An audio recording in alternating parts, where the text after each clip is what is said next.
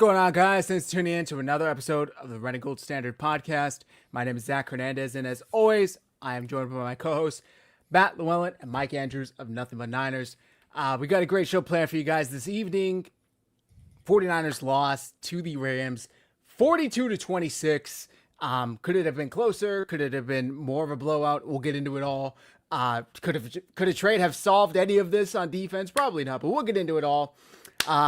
Make sure you guys do us a solid. If you're watching on X, hit like and repost. If you're watching on YouTube, do us a solid. Hit like and subscribe, and hop in the chat.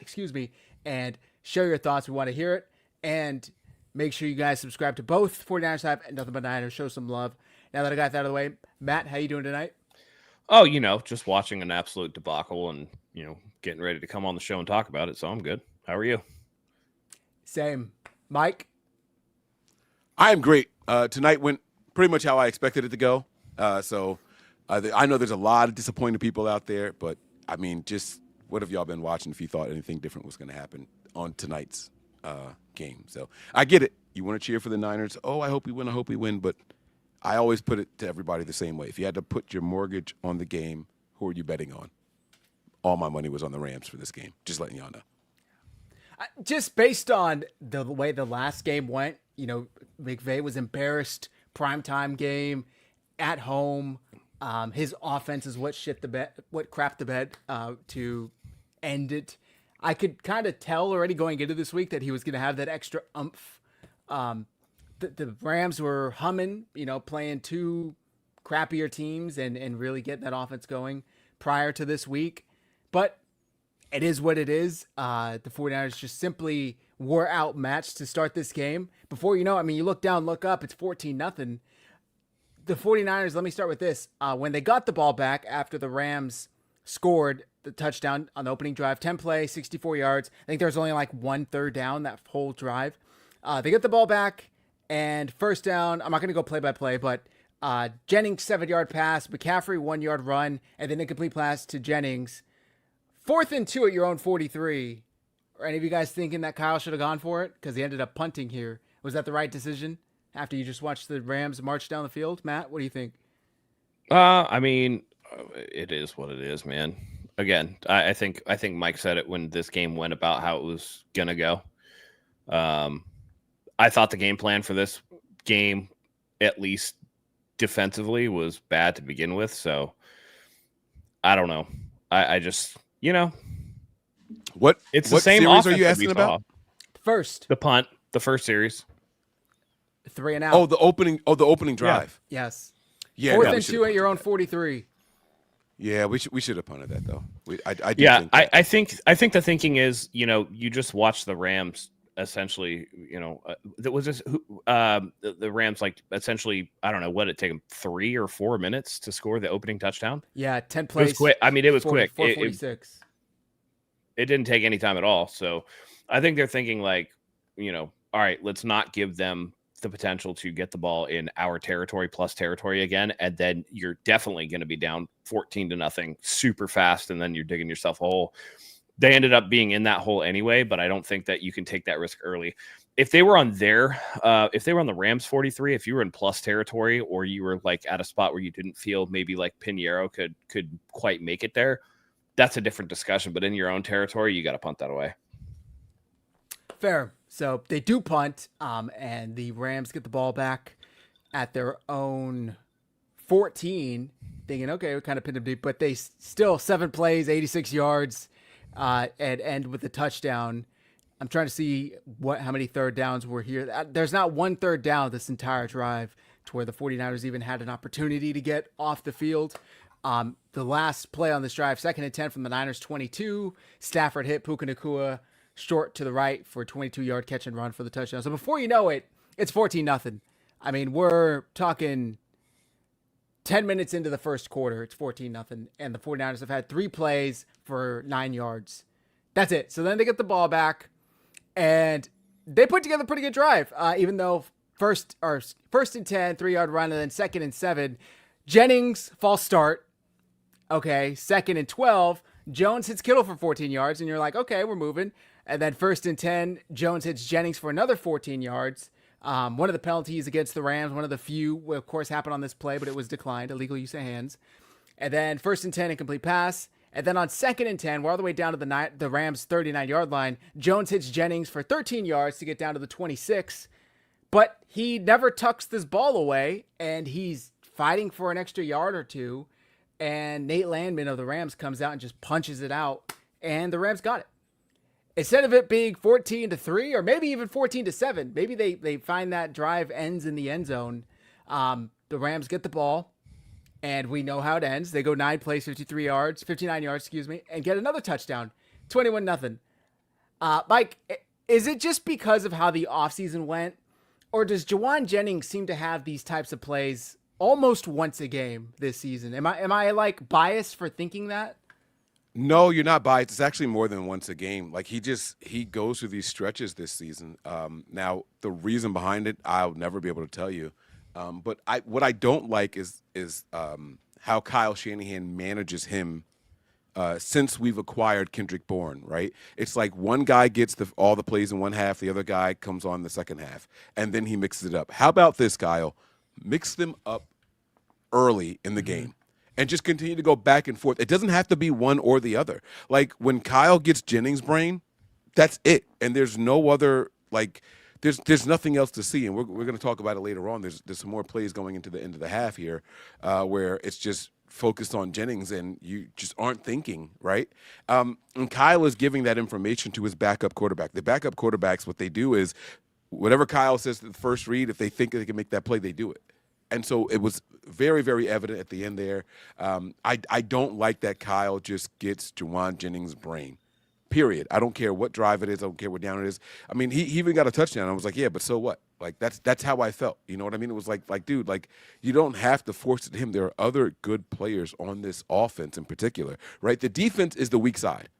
When I say weak, I'm talking about if you have a strength and you have a weakness between offense and defense, the defense is the weak side. We have enough help on the offensive side of the ball where you don't have to rely on just one or two people.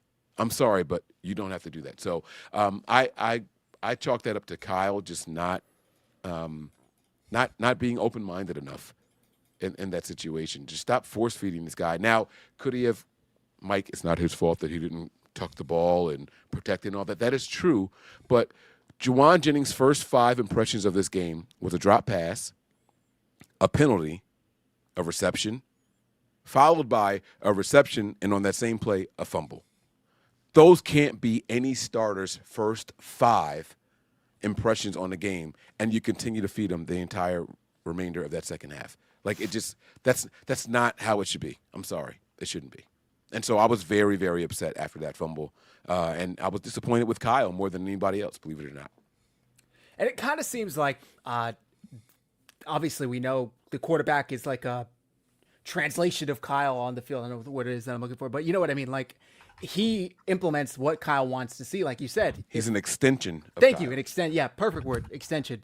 And it kind of seems like Mac gets that way too, where he thinks Juwan Jennings is like Megatron or Jerry Rice at his prime, and he's double, triple covered. He's still throwing that ball to him for some reason, and we saw it come back to bite them later. But Matt, I don't know if you had any thoughts on this play. It was just really back-breaking play where the 49ers could have cut it to a 1-score lead.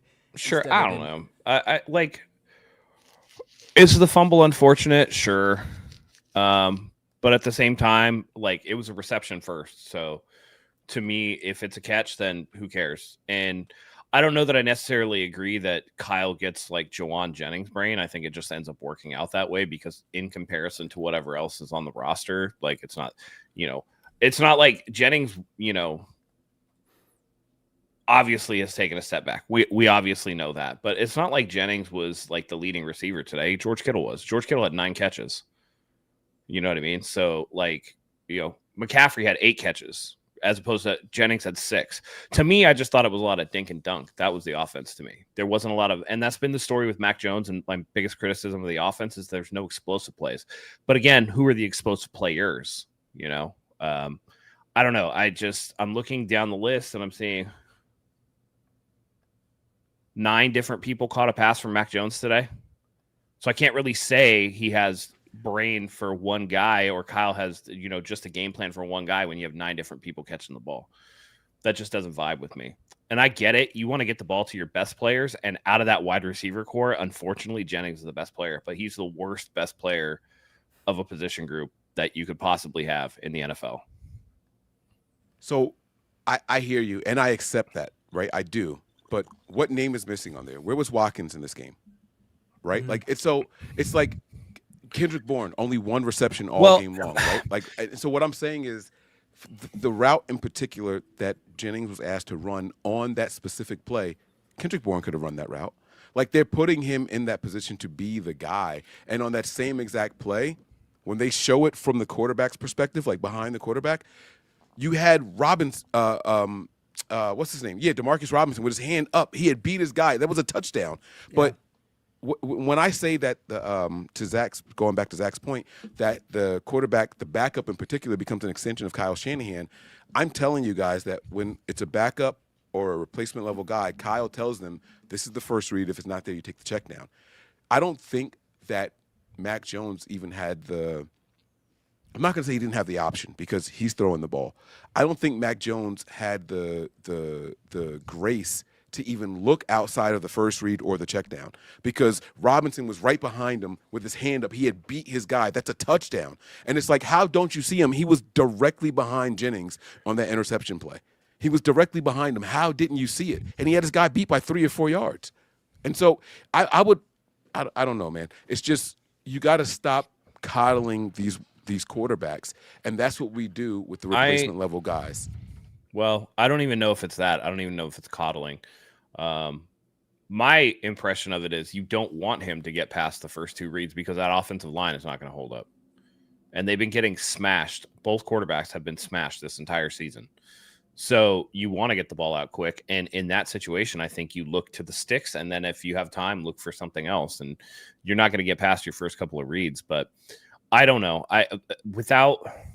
It's easy to sit here, right, and see what we see on TV and be like, oh, this definitely was for this guy without knowing what the rest of the play was. And so, like, it's hard to know exactly what the play called for. Where was Jennings in the progression? Do we actually know, or do we just assume we know?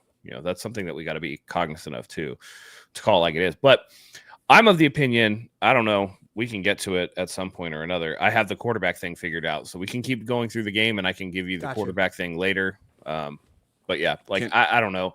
I don't know that it's necessarily Jennings' brain. And in terms of Watkins, I don't know. Of course, we'd love to see the rookie, but rookies don't play in this offense, and it's not unique to Watkins. You know what I mean? It's not. No, that's true. That's true. But that goes back to coaching and play calling, if I'm being honest with you. But I do want to say this before we continue with the play-by-play breakdown or anything like that. I want to go ahead and get this out the way because I think it's going to be very important. I see the comments here. Kyle Shanahan is still Coach of the Year candidate in my book, with a bullet. He's still at the top. We're not going to win them all. We're definitely not going to win all the division games with the beat-up roster that we have. So let's just get that out the way right now. Could Kyle have called a better game? Absolutely, and he's going to go back and he's going to reflect. And when he comes back on Monday on the play call, on the phone call, he's going to share that, right? But I don't think that we need to move on from Kyle Shanahan based off of this game. I don't think that the roster is bad, and I still think the Niners win more than 10 games this season. So let me just go ahead and put that out there and get that out of the way completely before we continue this episode. Yeah. I got to disagree with you that it wasn't a game call from Shanahan. They had 400 yards of offense and 26 points. Like in any other week, that's fine. Mm-hmm. You know what I mean? Like I can't call that a bad game. To me, that's a good game. 6.6 yards. I'll come back to it. I promise you. I'm with you. Yeah. So the offense to me was not the problem side of the ball today. Right. That first drive sucked. But that wasn't a play calling drive. That was an execution problem where they couldn't get first down. Yeah, they knew the play is going in. Right. They should have executed better. Could have gotten anything going on that first drive and not immediately have gone 3 and out. They spotted the Rams 14-0 lead just like that. I mean, it was exact opposite of the Thursday night game 4 or 5 weeks ago where the Niners were up 14-0 before the Rams even blinked. But I think what was more frustrating to me is that tuck the fucking ball, Jennings. Like, he's fighting for these extra yards, and the ball is like, not even tucked. It's like, how many times have we seen this? And Landman was out there literally punching every single ball he got to, trying to, be like Fred Warner or Tillman out there and peanut punch. But they got one. And that killed that promising second drive. And like I said, the Rams wasted no time, went down the field, got another touchdown. So now it's 21-0 before you look up. And there's 13:41 in the second quarter. So just start the second quarter. And the Niners go on another promising drive. 7-yard pass, 5-yard run, 2-yard run on 2nd and 8. Jones hits Kittle for 20 yards. 1st and 10. Brian Robinson, who looked great today, 11-yard run. 1st and 10. Brian Robinson, 2-yard run. McCaffrey, 5-yard reception. On 3rd and 3, McCaffrey gets 2 yards. And it's 4th and 1 at the Rams 11, down 21-0. And they try like a stretch play to the right, and it gets blown up. The 49ers run blocking was atrocious. Or to the left, excuse me, not to the right. They tried going behind Trent. Matt, you talked about the offensive line earlier. Pass blocking, I thought they actually did a solid job. Mac Jones didn't get sacked once. I think he got hit a couple of times, one of which was kind of questionable, should have been a flag in my opinion. But I thought they did a much better job compared to that Thursday night game. But the run blocking, especially in the first half, was bad. And that play, 4th and 1, down 21-0, and they get stuffed and turn the ball over on downs. I mean, those two drives right there are points. Like, they both were already in Rams territory. This was down to the 11-yard line. It could have been 16-14, or 6-14, excuse me. Maybe it's even 14-14. Maybe I'm being too hopeful there, but I do think they at least get 2 field goals out of those. But 2 of the first 3 drives ended turnovers. You're probably not going to win that game when the opposing offense is red hot, going down the field, can't be stopped at all. So it's just unfortunate. I think both of you guys would agree going for it was the right call. Were either of you guys surprised that they didn't do a quarterback sneak on 4th and 1 when Mac has been pretty successful? That's where I got discouraged. Like, dude, what the hell are you doing there? That was the run play to McCaffrey outside, right? So you have Trent and you have 2 linebackers on the left. But this is what killed me the most on that play in particular. They had George Kittle on the inside and Tungus on the outside. If George Kittle's your best blocking tight end, why isn't he the one setting the edge? Why'd you have him inside? Because Tungus had him at first, but then he let him go, and then that was the guy that made the tackle. Like, what the fuck were you thinking? I just didn't understand how he was possibly making that decision there. I don't know, man. I don't know. I don't get it. It was frustrating. Matt, I don't know if you have any thoughts. You want me to move on? I could move on if so. We'll keep going. Yeah, gotcha. Yeah. So, turnover on downs, 4th and 1 down to the Rams 11. And then the Niners actually got a 3 and out. They were able to... Farrell, not Tungus. My apologies. Yeah, it was Farrell. I was going to say, I think it was Farrell. So then the Rams, stuffed CJ West. Great run stuff on the first down. 2nd and 10. Again, Blake Corum stuffed for a -1 yards. Bethune and Beal teamed up for that one. And then on 3rd and 11, Niners flagged for too many men on the field, which happened another time later on. Could have happened a third time, but I think they called a timeout, if I remember correctly. So then it turns into 3rd and 6, but the pressure forced Matt Stafford to throw kind of an errant pass to Ferguson, who was open. I mean, he had him open probably about 15 yards down the field, but pass falls incomplete. 49ers actually force a punt, which... You guys are going to laugh. This was the only punt they forced all day. The only punt with 6:57 left in the second quarter. There were 2. There were 2 punts. Oh, you're right. Yeah, the next drive was also a punt. You're right. Yeah. Correct. So then the Niners get the ball back with 6:44 left in the second quarter. And if they could put together something here, they get the ball to start the third. On 2nd down, 11-yard pass to Jennings. 1-yard run sets up 2nd and 9, 4-yard run by Robinson. And then on 3rd and 5, Jones hits Kittle for 3 yards. This is the play where Cameron Curl kind of broke it up afterwards. They ruled the Rams challenged it, but it was upheld. Would have been 4th down either way. And on 4th and 2, Jones found Kittle for 11 yards. And again, Cameron Curl was all over Kittle prior to the pass being thrown. They actually did call pass interference, but it was declined since the 49ers picked up the first down. And then one play later, Jones hit Jennings for 6 yards for the touchdown. And the 49ers finally get on the board with 3:15 left in the second quarter, 21-7. And like Matt said, they did force a punt. because the Rams' next drive was 7 plays, 29 yards, and it ended in a punt. Wait, what were Yes. those 7 plays? This is crucial. I can go over them. So Watch first this. down, 1st and 10, Kyron Williams, 7-yard run. 2nd and 3, Stafford was actually sacked by Kalia Davis and Keon White. 3rd and 8, Stafford hits Completed Devontae Adams for pass. 15 yards. First down. 1st and 10, Stafford hit Devontae Adams for 12 yards. Stafford incomplete deep to Adams, and I think it was Green that had really good coverage there. Yeah. And then 2nd and 10, Stafford incomplete short right to Mumpfield. 3rd and 10, Stafford incomplete again to Mumpfield. So they were moving the ball, but then they got stuffed 3 incomplete passes in a row. Yeah, the reason I wanted to point that out is because those 2 drives in particular, they were up 21-0. Or what, and 20, then 21-7. So it goes 21-0, run. We run, pass. We force the punt. Then the next play, it's like, all right, Matt Stafford's out of rhythm because they didn't let him throw. Like everyone's like, oh, the Niners defense is waking up. No.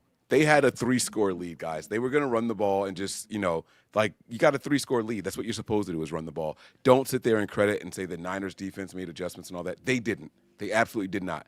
And so what they did was on the very next drive, which still ended up being a punt, to thank you for breaking that down, Matt Stafford just had to get back in the rhythm, so that's what they did there. It's when they took the ball out of Matt Stafford's hands and just ran the ball because of how comfortable their lead was, the Niners were able to stop some of those run plays. They were able to, force the punt. After they stopped that, it was over. Once they said, all right, Matt, we can pass on 1st down and 2nd down, then it was right back to the same old. So, no, there were no adjustments by the defense all game long. They continue to let – never mind. We'll get to it later. But, no, I just don't want people to sit here and think that the Niners made adjustments or the defense looked better or anything like that. No, the Rams are just like, hey, we got a comfortable lead. We can run the ball over and over here and then try to pass on 3rd down, so we're not giving up. I actually disagree with you. I thought that they were trying to go for the kill shot. They had 2 or 3 deep shots attempted that just didn't work out on that drive. And I thought they were trying to go get one more touchdown before the half. But I see what you mean, Mike. They were kind of handing it off, and it seemed like they were trying to getting a mix of both, where it's like, well, maybe we'll play it safe and we'll just get some yards on the ground and go into halftime. But hey, just in case they're like falling asleep, let's chuck one deep and see if Devontae Adams could get one. Just checking. So they do get the stop. The Niners get the ball with 1 minute and 6 seconds left in the half. Again, they get the ball to start the 3rd. So I'm thinking, holy shit, this could be like the Niners classic lapping where they could score here and then score again to start the 3rd. And the 2-minute drive was promising. Jones hit Jennings for 22 yards. Jones hit Robinson for another 12 yards. 1st down, incomplete pass. And then on 2nd down, delay of game. And I think this was because Demarcus Robinson went deep on the play prior, which he was open on that Jones missed. He's open, like Mike said, waving his hand deep down the field for the touchdown. And it takes some time when you got to come all the way back when you're 50 yards down the field. So Mac Jones just lost sight of the play clock, unfortunately, delay a game. And that kind of ruined all of the rhythm that this drive had. 2nd and 15, incomplete pass to Jennings. 3rd and 15, Jones hits Kittle, but it's only for 8 yards, and they have to punt. Thomas Morstead punts down to the 8-yard line, and the Rams took a knee and went at a half up 14 points, 21-7. Mike, like you said, how do you miss that? How do you miss? And we've seen Mac be aggressive, like at the Cardinals game when he hit Ricky on 4th and 1 deep down the field. We know he can throw it deep. He actually throws a really nice deep ball. Do you think he just missed it? Do you think that was something that wasn't even on his mind? I know you talked earlier about Kyle Shanahan kind of being an extension of him, and Matt, you said like that's not his 1st or 2nd read possibly. But I feel like you got to audible when you see like that's 7 points right there. If he could put it on, Demarcus Robinson, and instead it's Nick. I still think that's easy to say in the heat of the moment. Once the play's already started, it's easy to say, oh yeah, we see it on replay, but in the moment, that's hard to see, I especially agree. if that's not where you're working towards. Yeah, it would be nice, but that's not always how it goes. So I don't know. That's hard to call. Ideally, it would be great if he could see that guy, but yeah. It just seems like, and maybe I'm obviously biased, I'm a Niners fan. It seems like other teams have no problem seeing that. Like if that was Matt Stafford, and again, I'm not comparing Mac Jones to Matt Stafford. I understand. It's a ton of experience. Matt Stafford, Super Bowl champ. But it's like these other quarterbacks that are able to elevate their offense to the next level do see that and do take a shot deep because they see that the defense fell asleep. They or also whatever have it is. better offensive lines than the 49ers do. Fair. I mean, yeah, fair. Mike, I don't know if you had any thoughts on this. We can go into the third quarter. No, we can keep it rolling. I Gotcha. did a halftime show and I highlighted how I just didn't like the play selection in these moments. And like the truth of the matter is this defense was just far too soft, right? I mean, we had the Rams at like a 3rd and 8 at some point or something like that, and while we're at 3rd and 8, the defenders are lined up 5 to 8 yards off the line of scrimmage. They snap the ball and we're turning and running, not even just backpedaling. We turn to run. It's like, dude, what are you guys doing? Like, and this was a Robert Saleh defensive scheme issue. Less about the actual players out there and more about the scheme. And no one's talking about it. No one's talking about it, right? Like, how many times do we Mike, see? I'd love to talk about that.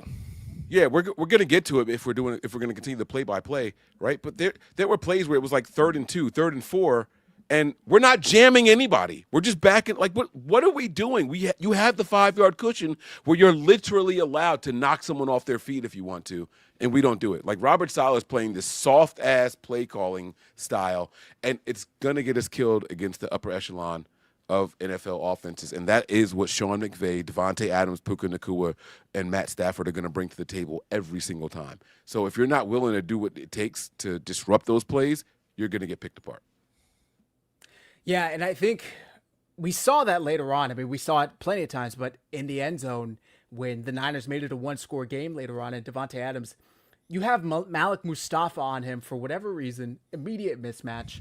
And instead of jamming him at the line, trying even to disrupt the timing a little bit, Malik Mustafa lets him get a free release, and then his feet get tangled up, and Devontae Adams is wide open in the corner for the end zone for the touchdown.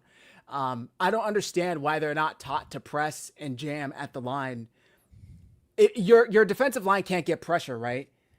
But let's allow these receivers free releases to where they don't have to, the timing is on perfectly. Even if the defensive line does get pressure, the receivers are wide open anyway. It's frustrating, man. I really don't know what the answer is this year because there's no one that's going to save this team. And this is why I kind of pushed back on X today, where it's like, tell me which trade would have changed this outcome today. Which trade does giving up a 5 firsts for Myles Garrett or Quinnen Williams, whatever trade that the Cowboys had to give up a 2nd and a 1st, does that change that? Like, maybe they score 1 less touchdown. Maybe the Niners lose by 9 instead of 16.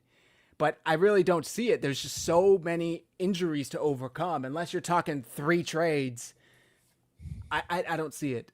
So it's unfortunate, but that's where they are. You just can't overcome all of these injuries week after week, and that's why we're seeing. I saw Ari, whatever, for the My Sports Update guy. The last 8 games: win, loss, win, loss, win, loss, win, loss, win, loss.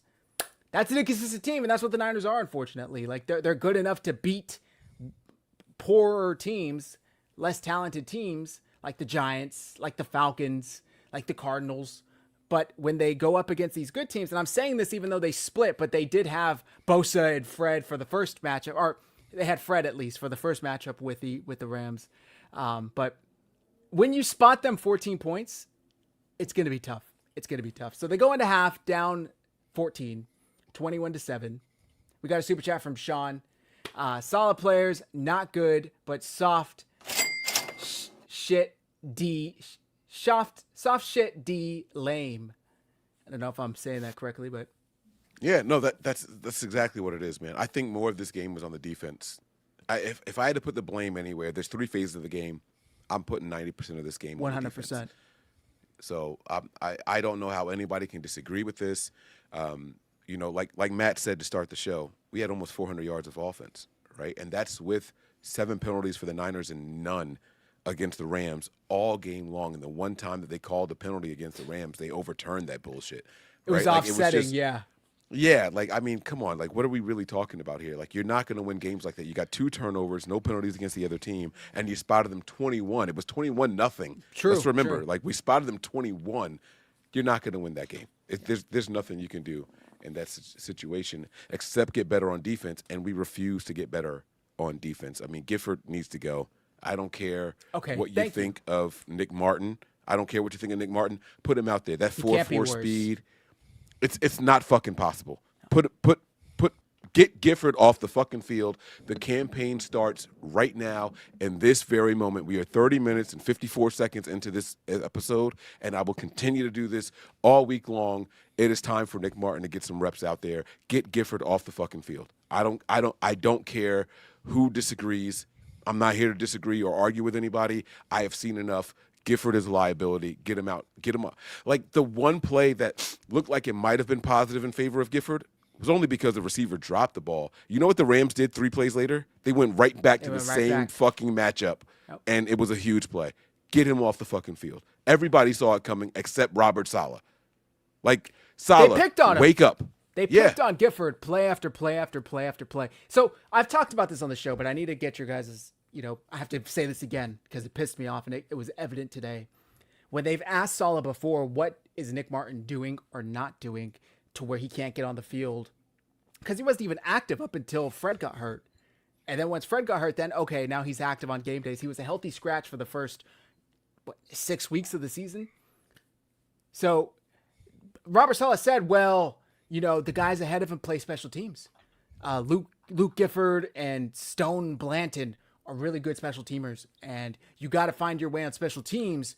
And keep them on fucking special teams. Right, before you can get on to defense. How the fuck does running up and down the field when you're kicking the ball off translate to being good enough to play coverage, pass coverage, run coverage, blitzing? All right. It doesn't make any sense to me, and it's so frustrating. We got to get through this play-by-play so we can talk about the nuts and bolts of this, because we got to get down to brass tacks. All right, I mean, we don't My man Matt's ready to cook. He's ready to cook, Yes. man. Fuck it, man. We lost the game, all right? So the Niners march up and down the field. We lose the game. All right, let's go, man. Touchdown drive by the Niners to open the third quarter, which was a nice drive. Ends in a Brian Robinson grown man drive. They ran the ball down the Rams' throat on this drive, run after run after run. And this was a Brian Robinson drive, by the way. Grown man shit. What's up, Mike? 5.7 to carry at this point for Robinson versus Christian McCaffrey, 2 yards a carry. Mix it up. They're not expecting it. Why won't we continue doing it? Beats the fuck out of me. And I'm not saying get Christian McCaffrey off the field. I'm saying mix it up a little bit. Play them both at the same time. I don't know why we can't do that. I think they call different run plays for Brian Robinson. They call the plays different than they do for Christian McCaffrey too. So, but I do think that there is a level of predictability. I mean, they put a stat up on the board for Fox that, in terms of scrimmage yards, Christian McCaffrey's like 37% of the 49ers output, which is like, that's relying on, we went from having Debo eyes to having CMC eyes, and that's like the whole thing. And that's where I think Kyle Shanahan deserves the most criticism, is just leaning on one guy too much. When you were talking about Juwan Jennings earlier, I was just like, man, that's really Christian McCaffrey, who's like a much better player than Jennings, but it's the same thing that they had with Debo last year, where it just feels like the offense is stalling because you're just force feeding it to one guy. It's like, oh, Christian hasn't touched the ball in 2 snaps. I better get it to him. It's crazy. So anyway, let's get through the rest of these. I'll wrap up quickly. Drive ends in a touchdown, and it's a 1-score game. The Niners get it 21-14, but the Rams go 12 plays, 64 yards, marching right down the field again through the air. And it ends. This is the touchdown to Devontae Adams I was talking about, where Malik Mustafa just had no chance in coverage. And then the 49ers start the fourth quarter with another touchdown, get it to 1 score again. 5-yard run, 6-yard pass, 19-yard pass, 6-yard pass, 4-yard run, 5-yard run. And it ends with a 9-yard touchdown pass to Luke Farrell. This was a great play by Mac Jones. I mean, the guy does not have much mobility, but on this play, he's, evading the pressure, kept his eyes open downfield, found Luke Farrell, who was able to walk into the end zone. It kind of reminded me of Brock Purdy's, I want to say, first touchdown to Kyle Juszczyk versus the Dolphins a couple years back, but it was impressive. So the Niners cut it to 1 score, but the extra point is blocked. So it's an 8-point game, 28-20. And then the Rams, again, 5 plays, 64 yards, touchdown. The Niners get the ball back down 15. It's 35-20 at this point. And they go 4 plays, and on 4th and 4, Jones goes for Kittle, who was interfered with, but the refs call some BS penalty where Jones wasn't set. Kittle wasn't set. It was complete BS. They showed the replay. Even Blandino said, I don't like this. It's very technical, and he was completely set. So they did offsetting penalties. And the next play, Jones had McCaffrey, but he took a second too long to get the ball there, and Emmanuel Forbes picks it off. to which the Rams then go 6 plays, 38 yards for a touchdown. Matt Stafford hits Colby Parkinson. If I remember correctly, this is the play where they had him covered, but Lenore maybe came off of, maybe I'm getting my touchdowns mixed up since they scored so fucking many today against the Niners defense. Niners get the ball, 7 plays, 65 yards, 9-yard pass, 4-yard pass, 4-yard pass, and then on 3rd and 7, Jones hits Kittle in the left flat, who great effort to stretch the ball forward for the touchdown. And they're cutting it as much as they can, 42-16. They went for 2, and they did not get it. It was intercepted, and then 42-16, end of the game. 7 plays. Niners couldn't get off the field. Rams ended it with a knee. That's the final game. Final of the game. They lost by 16 points. 2 turnovers to start the game by the 49ers offense. 1 on downs, 1 fumble. It is what it is. Matt, after the game, Kyle Shanahan was asked about Brock Purdy, and he said he could have gone today, or could have been the backup today, I should say, but I made the decision to hold him out. And then he was asked, isn't it a thing where he's not going to be 100% all year, and it's just a matter of when you deem it okay for him to play, pretty much? And it seemed like Kyle kind of agreed with that. I don't have his exact words, but he was like, pretty much, it's a matter of how close to 100% we could get him to. They've been saying for weeks now, hopefully we're expecting him back next week. What are your thoughts on this quarterback, I don't want to say battle, but position for the 49ers? Purdy has not been healthy enough to play. Yeah. Mac Jones has played above average. I mean, this is the number 1 rated defense, and he was 33 for 39, 319 yards, 3 touchdowns, and a pick today. So what are your thoughts on this? I finally reached my decision about quarterback in the 49ers offense. Do you guys remember Mike Shanahan with the Broncos? And how it didn't matter who he put it at running back, they would have like 1,200 yards. It was Clinton Portis. It was Mike Anderson. It was, this guy, that guy, the other. I think that's quarterback for the 49ers. I don't think it really matters. Right. I don't think it matters unless you're getting somebody with elite traits. If you have anything less than one of the upper echelon quarterbacks, it literally doesn't matter unless you're below replacement level. If you're even average, you're going to succeed in this offense for a time. That's just the way that it is. And so, I'm not going to count other people's money. I'm not going to say that they shouldn't have paid Brock Purdy because that's just what the market is. And if that's your dude or whatever. But I don't think the separation between Brock and Mac is so much that like it really matters either way. I don't care who plays quarterback for the 49ers anymore. I really don't. It does not matter either way. Doesn't matter. Can I ask you? Sure. Previously, what was your take on the quarterback position? Like prior to today's game, what was your take? Prior to today's take, I've been kind of leaning towards that, but just the mobility aspect is Brock, I would say Brock Purdy. But here's the thing: the further you get in this offense, and the more Kyle trusts you, the worse you play. And we've seen it with Jimmy Garoppolo. We saw it Ignorance. with We saw it with Noodle Arm Nick. We saw it with, everybody from, Brian Hoyer didn't really play a ton, but we saw it with Hoyer. We saw it with CJ Beathard. We've seen it with Jimmy Garoppolo. Nick Mullins, Jimmy Garoppolo. Come on. The list goes on and on and on. We've seen it with Brock Purdy, who's had a fall off. Now we're seeing it with Mac Jones, who's playing really well. And Mac Jones was a starting quarterback in this league. Mac Jones has a Pro Bowl under his belt. It's not like he's, again, once you get down to a certain level, like Josh Johnson, that's where you're going to have a massive problem. And even to a certain extent, those original guys, CJ Beathard, Nick Mullins, you're going to have a problem there because the team wasn't good. Those guys aren't very good. But there was a certain level that you could attain with that. And I think that, if you are, what's the watermark that we can use? I mean, if you're, who's a good backup in this league? If you're like Andy Dalton or above, like current day Andy Dalton or above in this offense, and you're not one of the 5 elite guys, you can run this offense, and you're not going to notice a huge drop off one way or another. So I don't think the quarterback position matters anymore. And I don't think that Brock Purdy is going to be the quarterback of the 49ers in 3 years. He's just not going to be here anymore. That's just how it is. Because I don't think that he can separate himself. And I think that they're going to fall in love. Bitch. He's not going to justify the contract. He can't. And it's not going to matter one way or another. So they're either going to decide to keep paying him or they're going to use the out in 3 years to get him out of here. And who cares? Who cares? Is he that much better than Mac Jones? I don't think so. I think it's like Mike Shanahan with running backs. That's Kyle Shanahan with quarterbacks. And this goes back to what I said a couple of weeks ago. I think I came to this same revelation just 2 weeks earlier than you. That's all.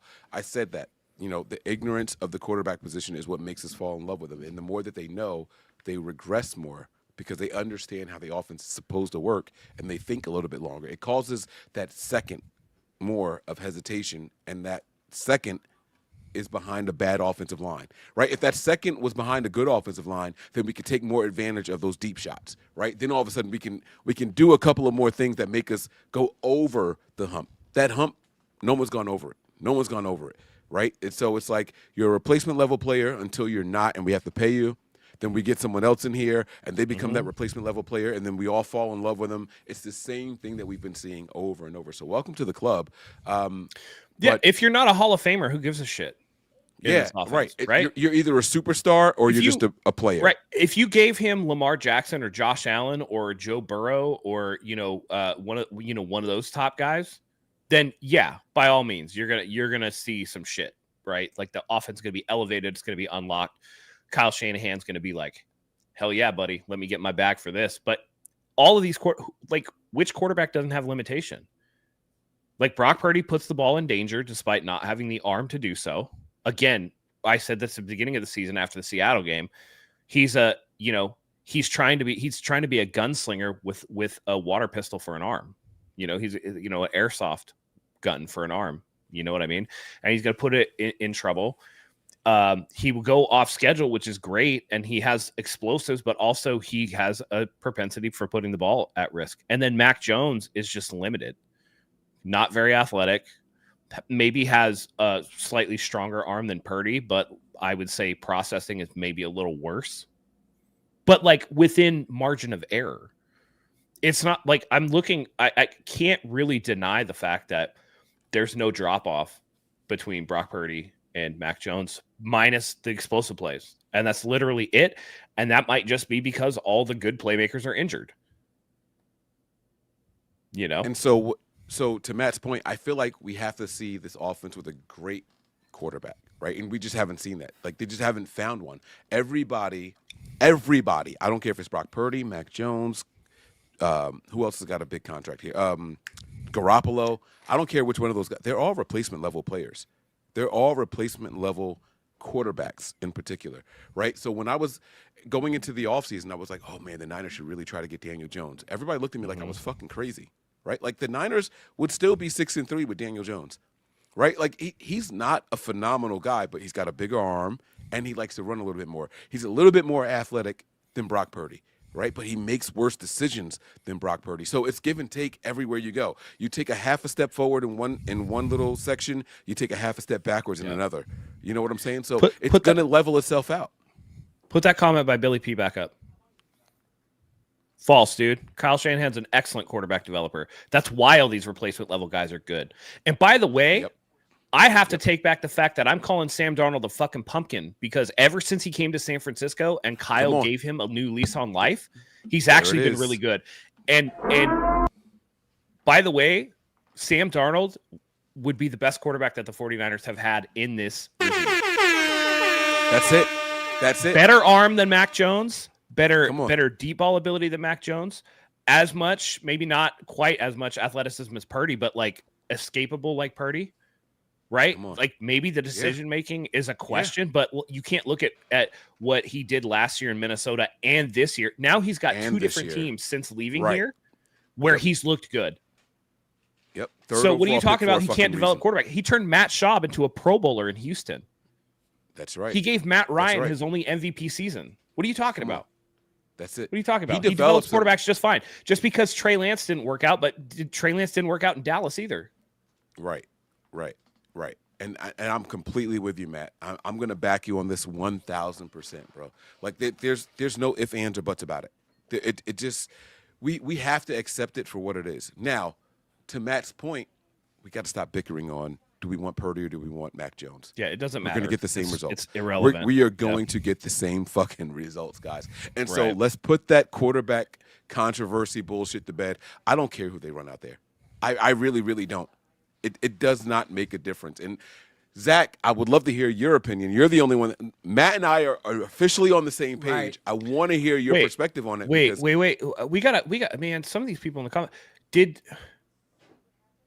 those are shit players, dude. There's only so much you can develop those guys. And even still, they won games in impressive fashion. He got more out of them than like, other what are y'all people talking would about? have. They didn't go anywhere and get better. Right. Exactly.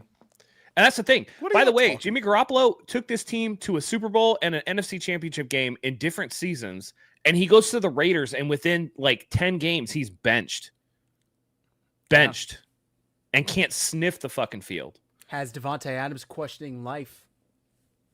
I think that for this, when I'm watching Mac play, my only question in my brain is there really like $100 million difference between him and Brock Purdy?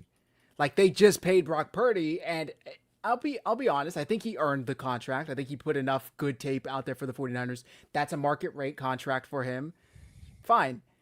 But then you see Mac Jones come in here. The Niners are 6-4. They are 6-3 with Mac, I want to say, or no, 5-3 with Mac, because Purdy's 1-1. 5-3. Yeah. 5-3 with Mac. He's playing good enough football to where, like, the quarterback would not be the storyline as to why the season goes off the rails for the 49ers. Now, if Mac gets hurt, knock on wood, but then obviously but I don't think that he's played poorly enough to where he could be like, oh, there's the giant step down from Brock Purdy to Mac Jones. Now, he was a first-round pick. He's clearly talented enough. He's a good quarterback. He's great processor, has a good deep ball, good touch. He's accurate. But I just don't see the difference in they're paying. It's like paying $150 for a steak, and then you go to Applebee's and you're like, well, shit, this is kind of similar. You know, like the steak was good, but like the one that was a fifth of the price really wasn't that much worse. And I think that kind of makes the 49ers question this going forward. I do think that, like Kyle has said, they're going to go Brock to Brock no matter what. Maybe they try and flip Mac this offseason. But here's Mac Jones numbers over the course of a 17-game season. If you extrapolated it out, he would have 69.5% completion, which is what he's currently sitting at. He'd have 4,570 passing yards, 26 touchdowns, and 13 interceptions. Like, where's the drop off? Same. This is not a knock on anyone else that we're talking about. I really hope people receive this the right way. We're not discrediting anybody. We're saying that it's the same results at the quarterback position. So play the fucking guy. And this is why I said, maybe they shouldn't give Brock Purdy the money and let him play it out, right? Like, maybe they shouldn't, right? Yep. What if they didn't, and then someone else comes in and does what they're doing, right? Do they say he's not the guy, he is the guy? Do we lose Brock Purdy? Maybe, but the backup guy would have come in here, and you guys would have been just as happy. That's the issue. Here's the other issue as well, is now we're encroaching on territory where there are some real limitations to Brock Purdy that he can't overcome. Look at his track record in the NFL. He has elbow injury right off rip. Last year, he missed a couple games with concussions. This year, he's missed games with the turf toe. He is a small stature quarterback that plays the game in a way that's going to get him hit, which means he's going to get hurt. And when you're already behind the 8 ball in terms of your physical ability, becoming injured does not help you. Age is going to catch up quick with a quarterback like Lamar Jackson because of how much punishment he's taken. But Lamar Jackson has so many physical gifts that he's going to be able to extend his career beyond where especially now that he's been able to develop his passing. But Brock Purdy, who is already physically limited, that wall is going to smack him right in the face. And it's not going to be pretty. So it's like, you got to look at it and be fair. And I'm always taking in new information, and I'm always, looking at the situation as it is. Like, the difference between Brock Purdy and Mac Jones is negligible. to me in this offense. Joe Boyd says Mac Jones couldn't even beat a bad Houston Texans team. Shows that Mac's really back up. They have Dude, that's top five I mean, defense. that's game though. That's game though. The Texans do not have a bad defense. They had like literally a top ranked defense, top edge rushers, top corners. But that game was. Listen, Josh Allen just got bitch slapped by the Buffalo Bills today. Does that make Josh Allen a backup quarterback? By the Miami Dolphins. That's stupid. Yeah. That's stupid. Buffalo got smashed. And that doesn't make him a bad quarterback. It means he had a bad game, dude. Like, doing that is so, like, that's cherry picking. Yeah, forget the rest of the Texans defense. That defensive line versus our offensive line was a mismatch from start to finish. Like, they were +5 in whatever ranking you want to put it. So we were at a disadvantage there. So it didn't matter who the quarterback was. Brock Purdy would have been under duress that entire game. And Mac Jones the same is sitting thing near for that 100. fucking Jaguars game. Yeah. Yeah. Mac Jones is sitting near 100 quarterback rating for the season. Right. The only reason I was against Purdy going in on that Jaguars game was because it was going to extend his injury window. Right. That's the only reason. It wasn't about whether or not I thought he could win that game. It wasn't worth risking further injury. That was my only gripe against it. That was it. So that was all I was talking about. And you hear Kyle Shanahan go to the podium this week and say the same things. We shouldn't have rushed him back against the Jaguars. Kyle, thanks for owning it. Thanks for letting me know I was right. Wait. Right? Yeah. Go ahead. Put up Niner Goats. I'll put it up. This is not true. Mac Jones is showing you that this is not true.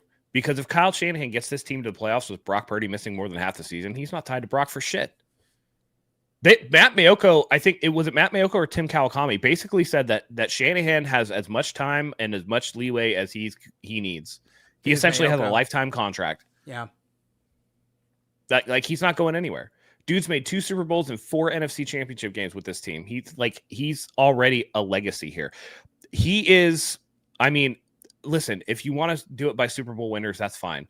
But once you get outside of Walsh and Seifert, he's the most successful coach this team has ever had. Better than Harbaugh. Better than fucking. Better than Mariucci. Better than. Not Seifert. I won't say Seifert. My bad. What's the other guy? There's one more name I'm missing. It's Harbaugh, Mariucci, Nolan, Singletary. I mean, all Nolan of them. Singletary were trash, but yeah. Line them all up. Chip Kelly, just trash. barely edges out Chip. Yeah. Jim Tom Sula, trash. Jim Tom Sula. Yeah. Like you guys got to stop it, and you got to take the bias out of it here. Kyle Shanahan's not going anywhere until he decides he wants to move on. And by the way, even if these quarterbacks suck, that means that Kyle is getting more out of shitty players than other coaches would. And you can knock him for being not the best talent evaluator. That's fine. But guess what? It's not necessarily his job to be a talent evaluator. That's what the scouts and the general manager are for. If you think that those guys should have, like, otherwise, why is John Lynch on this squad? Why does he have a job? If he's not evaluating talent and doing his job, what's his role? What are the scouts' role? What are they doing during the season? College football is going on right now. Kyle Shanahan's not watching college football games right now. Yeah. That's the scouts' jobs. That's the area scouts. That's the national scouts. They're going to these different games. They're evaluating the talent, and then they put together a book or like a report for Kyle in the offseason when Kyle actually has time to look at it.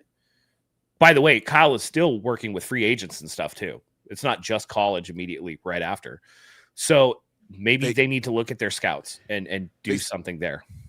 They said in this game that the Niners have 29 players not playing in this game. 29 players. I want to inform you guys, there's only 22 starters on an NFL team. Yeah. The Niners don't have 29 players playing in this game against one of the best teams in the NFL.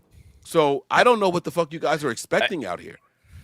And to get back to this game, more on Robert Saleh than it is on Kyle Shanahan. And I can't wait for us to break that down. Robert Saleh absolutely shit the bed schematically. Forget the players. Oh, my for God, a second. yeah. Schematically, Robert Saleh shit the bed, and that's what we should be upset about in this game. I have one more take on this quarterback situation. We can move on. We've said, and we've heard people say too, well, we haven't even seen Mac, with a full trio of Kittle, Ayuk, Pearsall, Debo when Debo was here. Like, I'm Team Brock. I think Brock is a good quarterback. I think the Niners can win a Super Bowl with Brock Purdy. But we saw last year when Brock didn't have the surrounding cast, he played well individually. I thought his stats were fine, but he couldn't elevate the team to get the victories. Where Mac has been able to do that with a less than stellar cast this year. I mean, Kendrick Bourne, Sky Moore, Juwan Jennings, Marcus Valdez-Scantling for a bit. Like, those are the guys that are going out there, and he didn't even have Kittle up until a couple of weeks ago. And the offense is, like, humming for the 100%. most part. Like, it's looking good. I have one other question for you guys before we move on to the defense.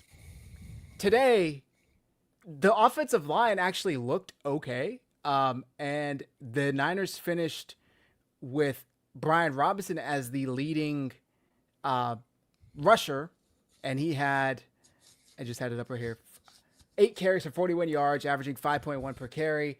McCaffrey, 12 carries for 30 yards, averaged 2.5. Is it time to maybe have Brian Robinson as the lead back and still sprinkle in McCaffrey carries, still use McCaffrey as they do as a receiver? Use both of them at the same time? I would say you could use them at the same time, but like, listen, McCaffrey is, I still think McCaffrey's the better player. Like, easily clears Brian Robinson. Okay. The problem is that it becomes too predictable. There's not enough of this swapping. Right. Rather than, Christian McCaffrey gets 6 carries to Brian Robinson's 1, it should be like McCaffrey is in for these 3 plays and then Robinson comes in for 2 plays. I actually thought towards the end when Brian Robinson actually got his touchdown, that drive was a perfect way to use both of them because both of them took turns. When Brian Robinson got like 2 or 3 plays in a row and was able to get them a first down, then McCaffrey comes back in and what happens? He does like a Texas route out of the backfield and is able to get the first down to get first and goal. And then what do? You go back to Brian Robinson, who rushes it in for a touchdown. And that's like a great way to use them. You use them in conjunction with each other and complementary to each other. But if you just keep Christian McCaffrey in there for, 17, 18 snaps in a row, everybody and their mother knows on 2nd and 3, because of the way that the analytics work out, you're handing that ball off to Christian McCaffrey. And then that's when you see the offensive line get blown up because everybody's selling out for the run. So I don't think Christian's 2.5 is as much on Christian McCaffrey as it is on Kyle Shanahan and by extension, the run blocking, because everybody knows what's coming. It's very predictable. We can all sit there and call it, right? I'm sure if I joined Mike on the Patreon and we sat there and like, hey, Mike, what do you think is happening? I bet you we'd both call out, run to Christian McCaffrey right here because it's, whatever. Mm-hmm. You know what I mean? And I bet you we could do that all fucking game. And if we can do that, you can damn sure bet that NFL defensive coordinators can do it. Defensive coordinator, you can, yeah. And so to both of your guys' point, I think that it goes back to what Zach said at the very end of his question and to what Matt started with. Maybe take Juice off the field and put 2 of those backs in the backfield at the same time, right? What happens if you start a play? Because let me tell you a secret. Nobody knows this apparently. McCaffrey and Robinson can both block also, right? So forget who's a better pass catcher. What if you start with both those guys in the backfield at the same time, one guy playing fullback? What if they're both next to each other and you don't know which one is the fullback, which is one is the leading blocker? And then before you snap the ball, you send McCaffrey out wide. Now what do? McCaffrey goes out wide, right? You got a linebacker going to him and a safety just in case because he's usually going to make the first guy miss. And then Robinson has an easier carry, right? Start putting them in the field at the same damn time. I don't know why Kyle refuses to implement this in his offense. He won't freaking do it. Put them both on the field at the same time. We just haven't seen it. And I'm telling you guys, it'll be successful. I don't know why this is so hard for Kyle Shanahan to wrap his brain around. It's absolutely killing me. You know what I'm saying? This is what happened. Look, Will Chrisley. There it is right there. Like when Walsh had Craig and Tyler in the back. Like, do it. Just fucking do it, bro. You can have a guy that's listed as a fullback or the second running back, and he can still be really good and productive for you. Just do it, bro. Kyle refuses to do it. This comes down to play calling and scheme. I promise you guys that we'll be just as successful whether or not Kyle Juszczyk is out there. There's nothing that Kyle Juszczyk can do with the ball in his hands that Brian Robinson can't do. It doesn't exist. It does not exist. So give these guys the opportunity. They're both built for it. They both can block and be the lead back or lead block if you ask them to do it. I promise you they can do it for the other guy. And then if you move one guy to the outside, teams are going to be like, oh shit, we've never seen it, especially at this point in the season. Here we are at 6-4, 10 games into the season. Have you guys seen McCaffrey and Robinson in the backfield more than 3 times this year? I haven't. No. They won't know what to do. They won't know what to expect. Just fucking do it, dude. Like, get your head out of your ass and run these guys out there. And think about the offensive plays you can get by running to, like, if you have both running backs in the backfield, you know what I mean? If you're running, a dual set, and then what if you check and release them? What if you run like dual screens? What if you run? Now all of a sudden it's like, now the defense is just like, well, I don't know what the fuck is going to happen because they're both exactly. And sometimes Brian Robinson gets the ball, and sometimes Christian McCaffrey gets the ball. That same 2nd and 3 scenario you said more. But, like, I can't sell based off of, like, a 60-40 split. I have to maintain integrity. And then that opens up the field for a whole bunch of stuff. You know what I mean? Like, listen, the Rams carved us up in 13 personnel today. They had 4 tight ends out on the field multiple times and just ate our shit. They were like, hey, your lunch? Nuh-uh, fuck you, buddy. My lunch. Right. And that so same second. They're showing you what happens when you adapt. Sean McVay saw the first game where they didn't run a ton of 13 personnel, looked at this game and was like, no, I'm going to run more of this because I feel like we can bully them a little bit. Yep. And they took advantage of it. They found the mismatches with their tight ends and all that, and they took full advantage of it. That same 2nd and 3 set that Matt was talking about where we know what's going to McCaffrey, what if both of them are back there? Just what if? Entertain it for a second. Let's just see what happens, bro. Let's just see how defenses play it. Are they going to lie heavy on Christian McCaffrey's being the guy because he's been the guy? Cool, then give it to Robinson, right? Like, let's just see what happens. Kyle, for whatever reason, just won't do it. And we've got to stop this. We have 2 talented backs. Both of these guys can catch passes. Now, Christian McCaffrey is a better route runner. Let's not make any mistake about what we're saying here. Christian McCaffrey is the better overall back. Christian McCaffrey is the better running back. He's a better pass catcher. He's a better route runner. I'm not taking that away from him. But if you put them both out there, Robinson's good too. He's a good route runner. He's a good pass catcher also. And both of these guys can be the lead blocker if you ask them to. So put them both there at the same time and let defenses sweat a little bit. Just give them a half a second of hesitation. That's what we need. We need to create that division, whatever you want to call it, just for a half a second when the linebackers have to declare. Just create a little bit of separation. We won't do it, though. That's what we need to do. Okay, Mike, I know you wanted to talk about Saleh. This game, this defense. I don't know what to expect with all of the injuries they've had, with Alfred Collins being out, Mykal Williams tearing his ACL last week. What did you expect, Mike? Because I know you had some comments. I think that they could have done better with the coaching, but give me your take. Let's hear it. Here's the truth of the matter. Put Mike, Matt, and Zach out there on the field at whatever position you want.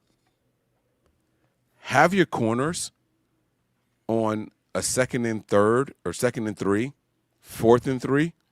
Jam these guys, right? 2nd and goal, Devontae Adams mismatched against a safety. Forget that for a second. That's already a mismatch. Jam him at the line, bro. It's 2nd and goal from the 3-yard line. Hit him and disrupt him. That's what Robert Saleh needs to do. For whatever reason, he refuses to do it. And he is not only is he creating mismatches, right? When they motion Adams over to the left on that touchdown play that he had, the second one. When they motion him to the left, I'm like, oh my God. They got him out there with Mustafa. Mustafa backpedaled. From the snap, he backpedaled. Why are we teaching these guys this? You literally get 5 yards. I've seen, and it's legal, that if you knock a guy on his ass within the first 5 yards, there's no flag. They don't throw that flag in the NFL. Robert Saleh, do you know this? Kyle Shanahan, do you know this? That within the first 5 yards, you can fuck a player up in the first 5 yards. Hit him, disrupt him, and see what happens. You know the worst part about it being Devontae Adams? He's the slowest receiver on their team. It was gold to go. They only had 13 yards to play with. He's not going to beat you deep, even if you miss on the jam. He's not going to beat you deep. Disrupt the play. And they refuse to do it, and I don't understand why. I don't get it. What are they afraid of? Can one of you guys please help me? Maybe I drink too much. I have too much fucking glacier water in my system. Maybe I have too much alcohol in my system. Somebody out there, Matt, Zach, one of you guys, please help me. Why won't we jam anybody? Can you guys please help me? If you are telling me that we're out there playing with replacement level guys in the entire secondary, not named Diamador Lenore, who, by the way, has given up 3 touchdowns in the last 2 games, which is more than he's given up in the last 2 seasons combined, right? If you're telling me that, why won't we jam these guys at the line? Why won't we disrupt the timing of what they're doing? Help me. I'll do you one better. Why do we have Diamador Lenore falling off of coverage when clearly a tight end is his guy? Why is Diamador Lenore on a tight end to begin with? I am so sick and tired of our best corner doesn't follow the best player across the field. That's some bullshit. Stop doing that shit. Stop doing that. By the way, if you have half of your defensive line injured, you can't be giving up no baby shit ass soft cushions. You need to either play man-to-man or you need to play like tight coverage right off rip, because everybody knows what's coming. You don't really blitz. And if you got shit in there trying to blitz and they can't get home to the quarterback, how do you expect the secondary to cover for 5 seconds? By the way, the run game where the Rams just essentially ran it down their throat all day today, that is 100% a scheme issue, because all you have to do as a fucking defensive player to defend the run is fill a gap. Fill a fucking gap. That's all you got to do. How many times did we see with 13 personnel that there was nobody in a gap? There were like 3 Rams offensive linemen and there was 1 defender. And I was like, all right, well, what's happening here? Why are the linebackers so far back? By the way, let me not get started also on the fact that when they're running 13 personnel and you get your base personnel in there, I don't know, maybe take a corner out and put in an extra linebacker or at least a safety. Put in somebody bigger. They're running a big package. What are you worried about? That a tight end is going to fucking run by you? Listen, if your linebackers and safeties can't keep up with a tight end, you're cooked anyway. What are you doing? What are you doing? This to me is the bloom off the rose for Robert Saleh. And this is exactly why he got fired from the Jets. It's exactly the problem that I have with a lot of the coaching that goes on here. My biggest issue. It's the same thing that we just talked about with Kyle Shanahan not using Brian Robinson and Christian McCaffrey at the same time.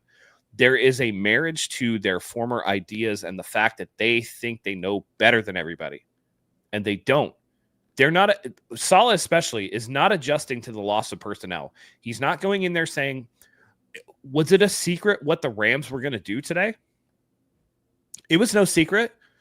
It was no secret that Puka Nacua and Devontae Adams were going to be able to route you up left and right. And what happened? Oh, let's just play 10 yards off the line. And Brady made it a point to be like, it looks like they've tightened up. And it's like, yeah, you're already down 21-0. Like, where was that shit right off rip when they took you down the field in the first drive? You should have been like, all right, tighten the belt, dude. Like, we got to get closer. We got to jam these guys. How about disguising some shit? How about if you see Malik Mustafa in the flat or whatever, maybe try running like zone down there and having them swap off. Maybe educate your corners to be like, hey, look, Devontae Adams in the slot. There's an outside receiver. Chances are that Devontae Adams is going to head to the back pylon while this guy tries to pick you with a slant. Because that's exactly what I thought when I saw it, and that's exactly what fucking happened. And what did Malik Mustafa do? He went to turn inside, like Devontae Adams was going to run inside towards the upright. That to me is poor coaching. How many missed tackles did we see today? Arm tackles, bullshit effort. Where is Saleh's adjustment as this allegedly great defensive coordinator that we wanted to bring back? Piss poor effort, piss poor coaching. He got fucking exposed today. And I don't care. People could be like, well, the 49ers are injured. I don't give a shit. It's the NFL. They were so injured that they gave up 400 yards of offense and gave up 42 points. There was enough injuries to excuse that? I don't think so. 4.2 yards per carry to the running backs. Know what I'm saying? And that's even accounting with Matthew Stafford accounting for -3 rushing yards today. Kyron Williams, 14 carries, 73 yards for a 5.2 average and 2 touchdowns. Blake Corum, 13 carries, 56 yards for a 4.3. That's acceptable to you? And that's run fitting. That's run fitting. That's day one shit. That's high school shit. C gap, hit gap.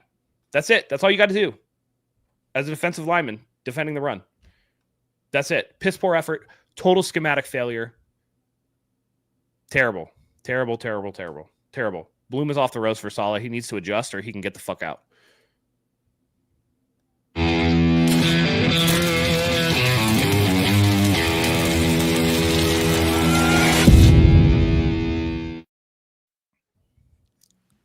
I love Mike? it. Saleh went from being the fucking hero to the reason, right? And again, I didn't expect this to win this game, but look competitive, right? Like die on your shield. I'm 100% with Matt on this and everything that he just said. Like, dude, where were the adjustments? The first 3 or 4 games, we saw really good second half adjustments from Robert Saleh. It's been gone the last 5 games, guys. I'm telling you something. It's been gone. I'm like, all right, maybe it was this team, maybe it was that team. No. There's no reason from that Texans game, Jaguar. There's no he has sucked in second half adjustments. Yep. It's been absolutely terrible. And so you're getting paid way too much money. They made it a point they didn't tell us the dollars. Robert Saleh is the highest paid coordinator in the NFL now. The Niners went out there and got their guy back, but maybe that check is making you too comfortable. Shake it up a little bit, bro. Yeah. Whatever you're doing over and over, it's just not working. It's not it. D-Mac, I disagree. It's literally rookies and third stringers out there. You can only do so much. You know what you can do? Not play baby soft shit coverage, zone coverage, giving them 8 yards and free releases off the ball when you know your pass rush is not going to get home. That's not a player issue. That's not a personnel issue. That's a fucking scheme issue. So it's miss the me free with that releases. shit. It's the free releases going into zone that are exposing this Niners defense. You're giving them free releases. 100%. You're backpedaling. It's 3rd and 5. Our guys are lined up 6 yards off the line of scrimmage before the snap. They snap the ball and you backpedal. And then you're not even playing man. You're playing zone. So it's not like they're following the guy. They're like, oh, passing them off, and they're wide open in the middle of the fucking field. Enough already. You know what it reminds me of? It reminds me of 2018 where we all wanted to kill him because he would throw defensive ends into fucking coverage. Remember that shit? Or he would do the thing where he would have 3 down linemen and like fucking 8 dudes standing by the first down marker. Solomon Thomas dropping back in coverage. What the fuck are you doing, dude? Yeah. Enough already. This is what that reminds me of. And there's no discipline. Why are we missing so many tackles? Why are we committing so many penalties? Like Tatum Bethune today got a fucking Dre Greenlaw special. Right. What are we doing? What are we doing with that? You know, And people in the chat were like mad about it, and I'm like, dude, that's a great flag. He was like 3 steps out of bounds before he got hit, and he led with his head. Like, what do you want him to do? He dove helmet first and all that stuff. The contact is questionable, but that's not what the refs see. The refs see the attempt. The refs see what you tried to do, and that's going to be a flag every fucking time. Yep, 100%. That's it. So did I like the flag? No. It's slow motion, and it was like, oh no. Or like, but real speed, it's like, dude, what the fuck are you doing? Or like, how many times did we have the running back pieced up and like instead of wrapping, they do that fucking shoulder check shit. Shoulder throw. Come on, man. Stop with that shit. Wrap somebody up. Hold him until somebody else can give him the shoulder thing, dude. Like, what the fuck is the issue? Right. You know, it's terrible. It's terrible. And and again, that's less about the players and more about the coaching and what they're being told to do. I don't think anymore that it's the other 14 players on defense that we're running out there. It can't be that. It has to be coaching, and it's wrong. Right. It is the wrong thing to coach and teach over and over. It's no longer about the players, guys. Yeah, the thing with Robert Saleh, he's always been bend, don't break, bend, don't break. Well, yeah, that works when you have a Nick Bosa and a Fred Warner out there because the margins are larger for you to do that because they can make that up. But when you have all these injuries and the margins get razor thin, you can't afford these schematic mistakes, these coaching mistakes that is ingrained into the team. You're going to see this all over the place. We saw it in New York. We're seeing it here. And Saleh doesn't have the same horses that he did in 2019 when they went to the Super Bowl, where they had a legendary. I mean, think about the team that they had with that. We like think about the secondary for a second on that team. You had a healthy Jason Verrett who was playing like a first-round stud. You had Richard Sherman, who was still really effective. You had K'Wan Williams, who was the best slot corner in the NFL. You have Jimmy Ward and Jaquaski Tart, who were both really, really good. Oh, by the way, that's before you get up front where you had Fred Warner finally coming into his own. You had Azeez Al-Shire, who was your third best because Dre Greenlaw was coming up. You know what I mean? Not to mention that you had Nick Bosa over there. D Ford. Right? Come on. Keep going. Bro, the list D doesn't Ford. fucking stop. You had Eric Armstead and was Buckner still here in 2019? Buckner was still here. Come on, Buckner bro. was still here? It don't fucking stop. That, honestly, on paper, that's one of the best defenses that I've fucking seen. You know what I mean? Like, he doesn't have that now. So, yep. No, 2019 was Verrett's only healthy season here because then he tore his ACL against the Lions in the game of the season in 2020. Remember, it was revenge tour and then everybody got fucking injured? Sadly. Yeah. Sadly, I do remember that. Yeah. So next week, the 49ers have the Arizona Cardinals, who got equally beat belt to ass by the Seattle Seahawks today. What was the final score in that game? It was, let me tell you real quick. Seattle 44 to Arizona's 22. Looks like Zay Jones, the receiver, tore his Achilles, so he'll probably be out next week when the 49ers host the Cardinals. This one's on the road in Arizona. The best thing for the 49ers and this young team, with I say young due to all the injuries, is the schedule. And they still have some very winnable games coming up. They go to they go to Arizona, and then they host the Panthers on Monday night the week after. They go to Cleveland, which is a winnable game, even though they can't seem to win in Cleveland. And then they come back and host Tennessee. The next 4 games, at Cardinals, home versus the Panthers on Monday night, at Cleveland, home versus the Titans. There's no reason why they shouldn't be 10-4 when we look back in a month. There's no reason. So 10-4 for this team with all the injuries, we'd all take that. I think that's great. 10 wins in the NFC makes the playoffs. Yes, 100%. And after that, they have the Colts, Bears, and Seahawks. If they can win out of those 3.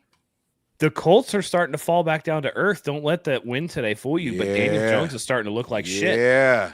Yep. He's turning back to the Bears are worse than what everybody expected them to be with Ben Johnson. Like, Caleb Williams is still a disaster. They're not great either. This team still has the ability to make the playoffs. And Kyle Shanahan told you again, by virtue of that Tim Kawakami interview in July, that like 25 was all about getting the young guys up to speed so that they can make a real run in 26. Yeah. So like if they make the divisional, like that's a great season for these guys. And then you think about all the horses that they get back, and you just got to figure out, people are in here calling for Kyle Shanahan's job. Dude, he's way down on the list. If you want to talk about that, you want to talk about lack of talent. Okay, fine. Scouting. You want to talk about all the injuries? Fine. You got to figure out why everybody's getting injured. Strength and conditioning, doctors, I don't give a shit. Like, figure it out. You know what I mean? But Kyle Shanahan's far down that list. And if you can get a healthy season out of everybody, like 26 might be the year. Yeah. And I like this question here by Follower of Christ, right? So do you guys believe in Lynch and Shanahan's ability to draft? I do. These last 2 drafts, they have shown us that these guys can fucking play in the NFL. Now, here's the difference, right? It's the turnover. It's how many of the star players are not there anymore. But these replacement level players are coming in and they're playing their asses off. It doesn't look like it because of the win-loss and the missed tackles and all that stuff, right? But let's be honest for a second. Is Gifford and Bethune expected to be on the field at the same time with Winters, right? Like, no, that's not what's supposed to be. Right? Is it supposed to be Alfred Collins and Michael Williams and C.J. West on the defensive line? No. Those guys are supposed to be rotational, not starters. So let's be clear with what we're looking at here. These guys aren't supposed to be the guys. They're supposed to be guys. There's a difference. And so when you get everybody else back and these guys are rotating and they're contributing to a starting team, absolutely. Absolutely. These guys have done it. They're doing it. I like Bethune. Let me be clear here. When Bethune went down for those couple of plays, that series, I was like, geez, man. Oh, man, this game is over. I thought this game was over. I thought it was over before it started. But, like, at that point, I was like, yeah, they're going to win by 20. Like, it's over. So, yeah, these guys can come in. They can play, right? They're doing a really good job with drafting talent. Now they got to put the talent on the field. And this goes back to what we were saying about Nick Martin. Your fastest linebacker isn't seeing the field for Gifford? For fucking Gifford? Like, what are we talking about? So, yeah. And by the way, I got Niners winning 4 of the next 5. Easily. Despite Robert Saleh and how he calls defense. I got Niners winning 4 of the next 5. I don't think that John Lynch would be fired this year, even if the 49ers finish with a losing record. I just don't see it. And I agree with you, Mike. I think that this fans want to look at like that 2-year stretch where the Niners drafted nobody. Like Brock Purdy was the only good pick out of like 2 complete draft classes. But look outside of that. I mean, Fred Warner was drafted. Nick Bosa was drafted. Look at who's starting on defense aside from the injuries, but Malik Mustafa, Renardo Green, Diamador Lenore, Tatum Bethune. All these guys were drafted. The young defensive linemen looked good. Michael looked good before going down. CJ West had a splash play today. Kalia Davis looks good. He was drafted. D. Winters was drafted. Juwan Jennings was drafted. Ricky Pearsall was drafted. I'm not going to say Jair Brown. I'm just kidding. These guys can play. Like, they draft players that can play. And for some reason, 2 bad draft classes makes fans think that, like, the Niners have, like, a 2% hit rate. When that's not the case. Like, it really isn't the case. Yeah, Christian, over this regime's tenure, the hit rate on the first 2 rounds is 30%. I think the average is, like, close to 40. And that, you took away 2 additional first-round picks. If they have 2 more first-round picks that they traded for Trey Lance, maybe that number goes up. How are we getting to the 30%? I have it at like 40%. We can go through them. Yeah, might as well. You know what? Let's go ahead and do it.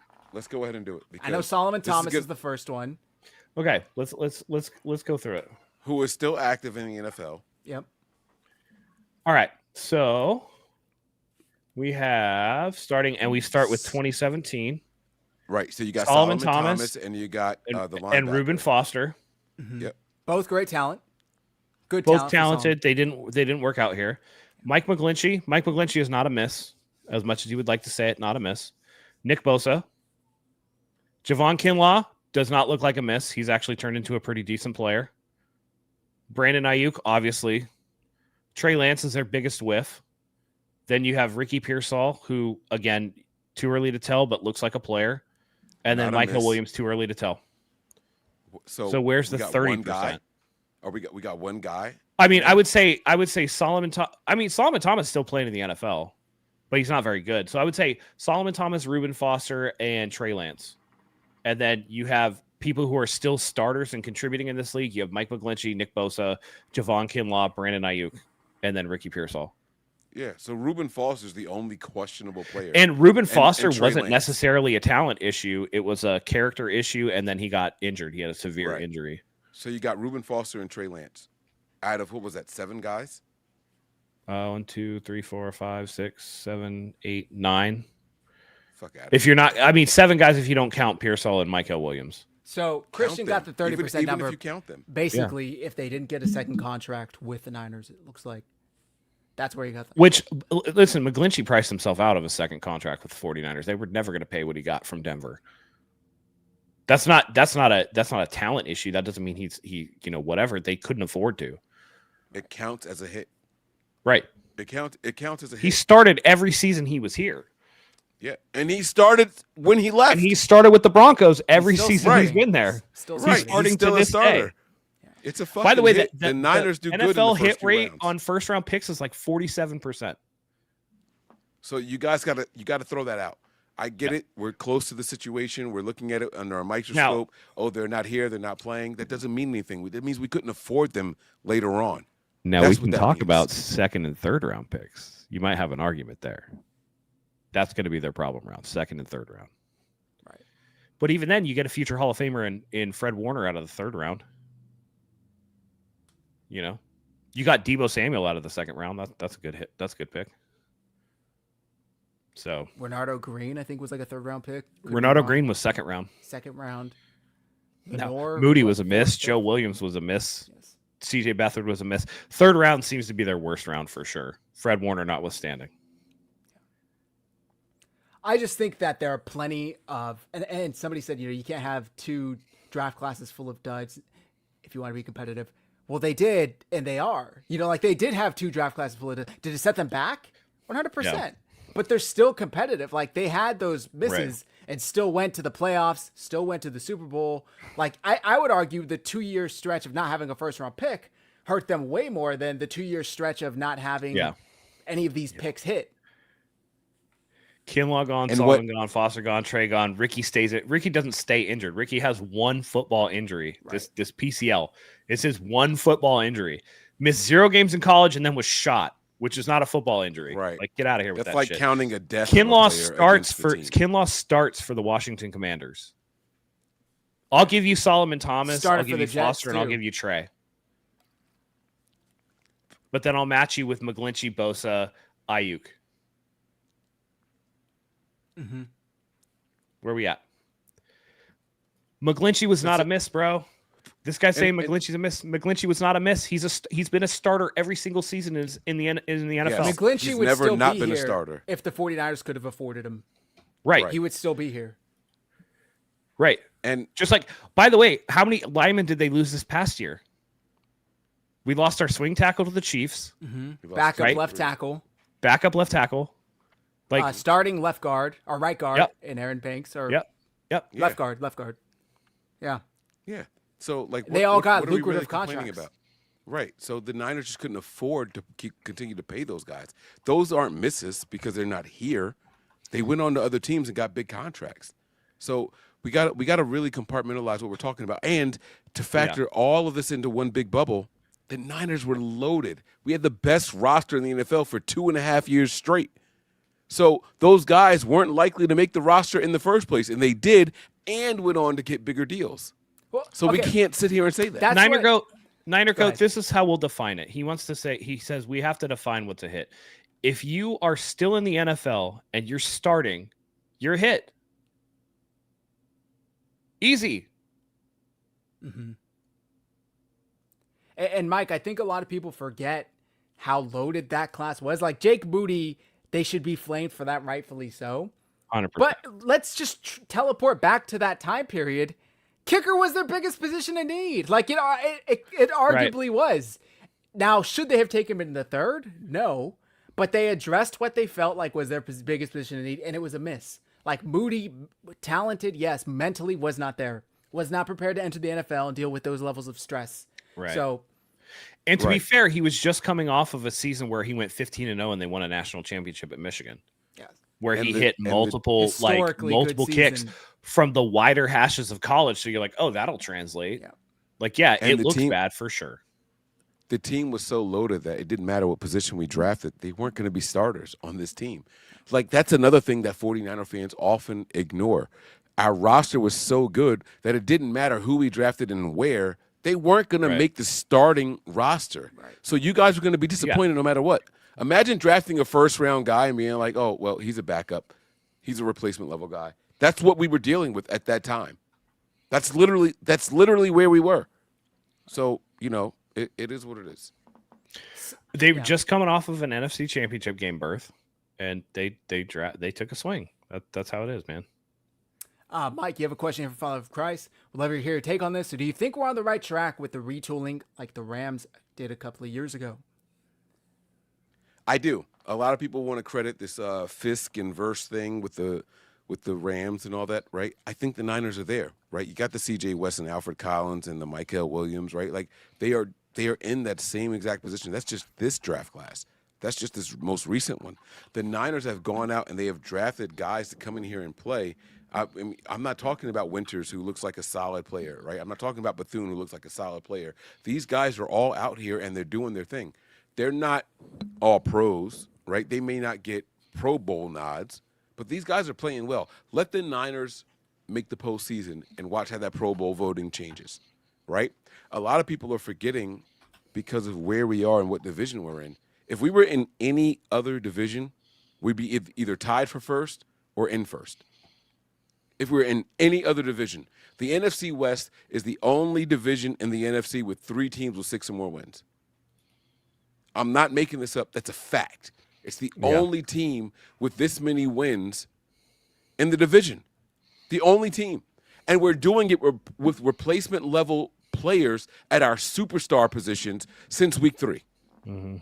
Since week 3 and no quarterback. Forget everything else. No quarterback since week 3. And we're sitting here and we got 6 wins. There's not another team in the entire NFL that can say that. There's not one team in the NFL that can say it. And you guys want to be, woe is me, and we want to cry because we just lost to the Rams. Man, fuck the Rams and fuck this game. Fuck this game. Fuck the Houston Texans. Fuck the Jaguars. Okay, we lost 2 games in the AFC. Cool, I'm with you guys. Should we have beat those guys? I'm with you guys on one of them for sure. I'm not going to say which one. Yeah, we should have beat them. We didn't. That's cool. Every team is going to lose games that they shouldn't lose. The Buffalo Bills just lost to the bum-ass Miami Dolphins. That happened today. That happened today, guys. Not even lost. Today. They lost by 17 points. I mean, they got whooped. It was not close. More than what the Niners lost by today, by the way. More than what the Niners lost by today. That's how division games go. No, we lost by more. Lost by we lost by we lost by 16, didn't we? We lost by 22. Oh, wait, no, you're 42, right. 26. I thought it was 48. Never mind. Don't listen to me. Yeah, no, we lost by 16. They lost by more than what we did today. Against a team far worse than what the fucking Rams are, is my point. Yeah. And so don't sit here and be like, oh, no, the Niners suck, No, guys, we're doing this with replacement level players at every major position. Linebacker, edge rusher, quarterback. Like the only position that is not, receiver, the only position that's not it are corner and running back. Those are the only 2 positions that we have our starters in. And you guys want to sit here and now tight end, now tight end, because we did play games without George Kittle. Yep. Right? You guys want to sit here and say, woe is me. Guys, you're fucking wrong. The Niners are in a place to not only rebound, but to come back stronger, better, every single game. The more experience these guys get, Robert Saleh said something in his last presser, and he was talking about how, why isn't this guy in there and why is that guy in there? And it's like, well, we know these guys. We don't really know those guys. Right? And he said it. And Matt talked about it earlier when he talked about why is Martin playing. Zach said the same thing, because of special teams. He's given them one little tiny, minute thing over other people. But guess what? Now that we saw how bad Gifford is on defense, which is going to be more snaps than special teams, they're going to make that change. They are going to make the change. You guys got to stop sitting here acting like the sky is falling, right? At worst case scenario, our depth are preparing to become starters. That makes us the most dangerous team in 2026, guys. I'm telling y'all something. That makes us one of the most dangerous teams in 2026 when Fred Warner is back, when Brandon Ayuk is back. You know what I'm saying? Like when Nick Bosa comes back, now all of a sudden you got Mykel Williams coming back. When all these guys come back in 2026, the NFL is going to hate that they let the Niners get this good. They're going to fucking hate it. Now, I don't want to fast forward because even in this season right here with the weakest schedule, again, you can run down the Niners next 5 games. Who's the toughest opponent? The fucking Titans? The Panthers? Huh? Is it the Bears? Like, somebody out there tell me who you're fucking worried about. The Cardinals? It's none of these guys. We're going to smoke all of these teams that we have coming in. And so we're going to reflect, and we're going to be sitting at 10-4, and you're going to be like, man, we were overreacting for no reason. That's what this show is all about. It's about overreacting. Well, it's cool. I get it. I don't think some of the content creators help that out, by the way. You know, when you're listening to a certain... Now, you don't need to straight up blow smoke up the team's ass like some do. But then you also don't have to be the opposite side of the same coin where, this is why they told you that they sold on the 2025 season because they didn't trade for anybody and they don't believe in the locker room and this and this and that. And that's what you get from, the Grant Cohns and whoever else. Fucking Chase Sr., who's like the most annoying fucking content creator out there at this point in my feed. It's same thing over and over and over again. Oh, this is why let's generate a quarterback controversy. People out there going like, people think we really sit around and create a narrative. It's like, yeah, 100% you do, because you all talk about the same thing. Like, watch the news. The news does it too. Whether you're on CNN or Fox News or whatever, they all parrot the same fucking talking point. They'll say the same buzzwords to get a narrative across. That's the same thing with the 49ers content creator. Oh, let's talk about Brock Purdy and Mac Jones today. Oh, let's talk about the fact they didn't make a deadline move and how that means they don't believe in the team. You know, prior to the season, it was like, oh, why are the 49ers so on stake in their team? They don't have any money. What, the team's out of money? You know, it's all the same crap, man. It's ridiculous. It's ridiculous. Again, people act like the team is 1-8, 2-7, like 6-4 with the amount of injuries that they've had. Like that, this is a playoff team. You know what I mean? Like, they have the full ability to get to the playoffs. So, all right. With that said, I think we're gonna wrap up. Yeah. Good show tonight, Real quick, guys. I got one example for you, follower of Christ. He said, let's agree to disagree. My definition of a miss is if the guy is on a second contract somewhere else than where they were drafted, then it's a miss. My argument to that is DeForest Buckner. DeForest Buckner is my argument to that. The 49ers didn't extend him, and they made a purposeful choice between him and Eric Armstead, and they chose wrong. That doesn't mean that Buckner's a miss. That means the 49ers made a bad decision. So that would be my argument to that. But yeah, like, guys, listen, it's going to be fine. I kind of had a feeling this game was going to go bad. I know on the previous show, I think we all picked the 49ers. That's a touch of homerism from us, because we want to be positive, right? Because sometimes if we keep it too real, you guys get upset. Like, oh, why are you guys just like all positive about the team? You think you can't do any wrong? So we're trying to help you guys out. But listen,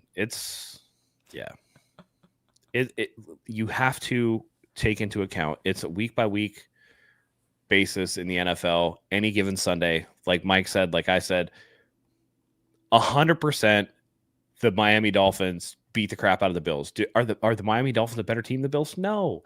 Division games are weird too. Division games are always weird. You never know what to expect from division games. So it's just, yeah. It is what it is. Exactly.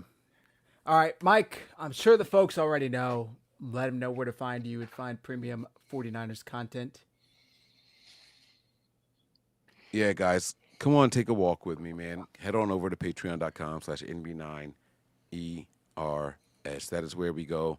We have a ton of fun over there, and we argue, we curse each other out, everything in between over there, during game days especially, but we have a lot of fun, so don't be the last person to join, all right? $5 or higher are the tiers that you need to subscribe to. You can watch the game with us. You can watch the game with me, and we have a lot of fun, all right? I just want to leave you guys with this, all right? Not only are the Niners getting better and healthier for next season, we're getting better for this season, right? I know that you guys are looking at this game and saying, oh, man, Robert Saleh sucked. At least that's my take, right? But let's look at the offensive side of the ball for just 1 second. There are 3 huge names that we are expecting to get back before the end of this season. Brock Purdy, Ricky Pearsall, Brandon Ayuk. Those 3 players are supposed to be coming back, right? Mm-hmm. Let's say some of you guys are down on Spencer Burford. Cool. Barch was back and healthy, just not ready enough to be a starter. Let's say you guys hate Matt Hennessy. Cool. Brindle, back, but not healthy enough to be a starter, right? These guys are coming back. And then when you look at how Kyle uses the players on the offensive side of the ball, CMC, in combo with, because we haven't seen that much, in combo with a Brian Robinson, he's going to learn. He's going to see these things. Kyle Shanahan is going to go back and study the film and be like, damn, like Robinson's better than what I thought he is. He deserves more reps. He's going to find a way to work him into this season, right? And then you flip it to the other side. I'm not saying that we're going to go out there and get Nick Bosa back this season. Maybe not. But what happens if the Niners reach the postseason? Could Nick Bosa make a return? Maybe not, but Fred Warner could, right? Maybe there's a slight chance that Fred Warner could, all right? And then you got all these inexperienced rookies getting valuable reps, valuable snaps that could come out there and help us in the postseason. Guys, we are far and away from just sitting down saying, hey, the season's over. We're not out of it, because there's not a single team in the next 5 games that I'm worried about. I don't care if you're talking about the Colts. I don't care if you're talking about the Panthers. I don't care if you're talking about the Titans. I don't care if you're talking any of those teams. I've gone through the whole litany list of these guys. The Cardinals, I don't give a shit about any of those guys. I got the Niners over all of them because our offense is going to be strong enough to carry us and weigh it out over the defensive woes, right? That's where we are, guys. I'm looking at least 11 wins for the 49ers this season right here. Now, do I think our defense is strong enough to make a deep playoff push? I don't. I'm not going to sit here and sugarcoat it. I'm not going to beat around the bush and say, yeah, we can go to the Super Bowl. Cool. No, I don't think that the way we stand currently. The way we stand currently. But with every game comes more experience for the players and the coaches. We've got to just tighten it up. We've got to be better. We've got to be mentally strong enough to understand that there's a lot of people learning on the fly. And I think that's going to pay dividends down the road. Today's game, it hurts. We hate the Rams. We go into Levi South and we kick their ass. We want to win when we come back home. But we didn't. And that's okay. That's absolutely okay. Again, guys, I want to remind you guys that the Buffalo Bills, one of the best teams in the AFC, lost to the bum-ass Miami Dolphins, who can't wait to fire their head coach. They can't wait to fire their head coach. Are y'all telling me that you're afraid of the Carolina Panthers? You're not. Nobody watching this stream right now, as bad as we played today, think that the 49ers can't beat the Panthers. None of y'all. So that means that you guys agree with me that we've got at least 11 wins under our belt this season. Maybe Ruben doesn't agree. I see you, Ruben. I see you. We suck, man. It's cool. I see you. Maybe we do. Right now in this moment. We're going to get better week after week. Tighten up. Batten down the hatches. And get ready for the rest of the season. We haven't even had our bye week. And here's my kicker above everything else from this game. Yeah, we lost. That's true. This is the first time that I can come on an Overreaction show and say the Niners had no fucking injuries. Not a single fucking injury. You can't tell me that there's nobody else to get hurt because we're still out there manning teams. There's plenty of opportunities. We got through a game for the first time in the 2025 NFL season without a single injury. Nobody done for the rest of the year. Yep. Let's build on that momentum. Small silver lining in the grand scheme of things, but silver lining nonetheless. Let's tighten it up, guys. Let's remember who we cheer for. I don't care if you're a Purdy fan. I don't care if you're a Mac Jones fan. It doesn't matter. I don't care if you guys think that McCaffrey is being used too much and you want to see more Robinson. I don't care if you hate Robinson, only want to see McCaffrey out there. The point is, we got through a game for the first time with no injuries, and we're only going to get better. I promise you guys that today is the low for the remainder of the season. Tighten up and keep on subscribing. If you guys are watching right now on the Nothing But Niners channel, come on over. You see it underneath Zach down there. 49ersHive. Make sure you guys go over there and subscribe as well. All right. Tomorrow is Miss Debbie's birthday. Tomorrow is my daughter Zara's birthday. We will be live. We'll be breaking down the pressure that Kyle Shanahan has, the phone call where he talks to the people about the game and the injuries that came out after the game and all that nonsense. We'll break all that down. Happy birthday to Miss Debbie. Happy birthday to my daughter Zara. All right. And we're going to be back. Happy birthday. Happy birthday. Yeah. We got a lot more games to talk about. We're going to be here, guys. Don't give up hope. Be mad right now. Sulk. Be upset. I don't like the way that we lost either. I'm telling you guys that you're justified in how you feel right now in this moment. But don't give up on the rest of the season. The Niners are a playoff team in 2025. I'm telling you guys something. And I'll see you guys once we get to the postseason. I'm done. There you go. Okay, beautiful. Happy birthday to both of them. Absolutely. Matt, would you do us the honors here? Yeah, listen, I got one more silver lining for you that Mike didn't even mention. The likelihood that Robert Sala's defense gives up another 42 points is almost next to none. I would expect some adjustments, and they'll get better. And again, 4 straight, probably 5 straight if you count the Colts, winnable games. So the 49ers could be sitting pretty, and then all this will just be a distant memory. This is the first division loss of the season for the 49ers. It's not like they've just been boat raced. They've already beat all 3 other teams once. They're about to make it twice with the Cardinals. So we'll see you back later this week. We'll do the preview show for the Cardinals. Let this just slide, let the taste wash out of your mouth, and we'll be back and we'll talk about a very winnable game. Okay, so thank you guys for joining us here tonight. For Zach, for Mike, for myself, we love having you here. We couldn't do this without you. And until next time, go Niners.